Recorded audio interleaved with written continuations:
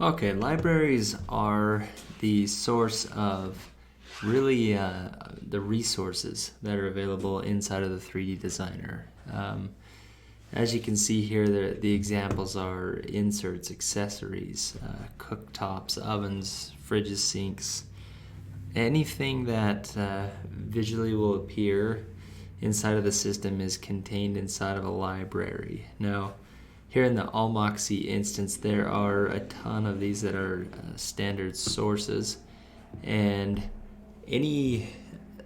so libraries can be shared across instances. So, for example, the flooring or some of the ranges, some of these IKEA models, these items, particularly sheet goods, you can see there's a bunch of sheet goods.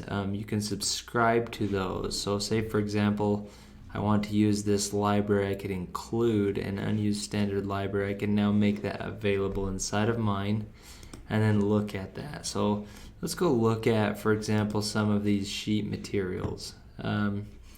Sheet materials specifically have a lot of settings to them because there's so much that's going to happen with the sheet materials. Now, adding sheet materials is going to be covered in another video. There's a much easier way than doing an image or render option sheet material. There's a much easier way, but any library has these basic settings. Now, sheet materials have to have an image, a render option, and a sheet material added to them. And there's a way to do that quickly from the product, from your attribute setup. So, however, you can see them here, you can modify them, you can put them in groupings, so on and so forth.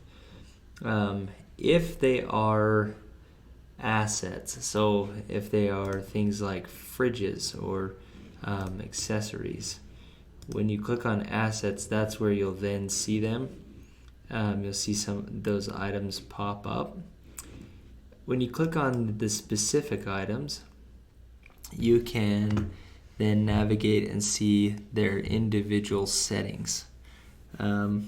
Each asset itself is going to have settings inside of it that control different items.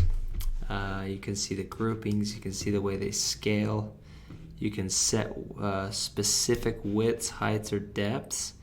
If not, then they will just scale to the opening, for example.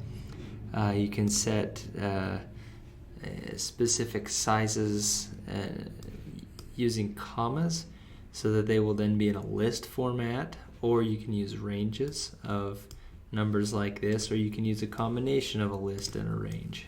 So there's all these variables that work with assets. Now, if you notice on an asset, there's no need to have images, render options, or sheet materials because it's just going to use the settings of the asset itself. So depending on the different kind of library, it's either going to use or not use these items. Now notice that if you're subscribed to a standard source of some sort, so if your catalog is looking to the main catalog and you've subscribed to that catalog, it gets updated from time to time. So if you refresh it, it's going to refresh it to the most current catalog that comes from the main source.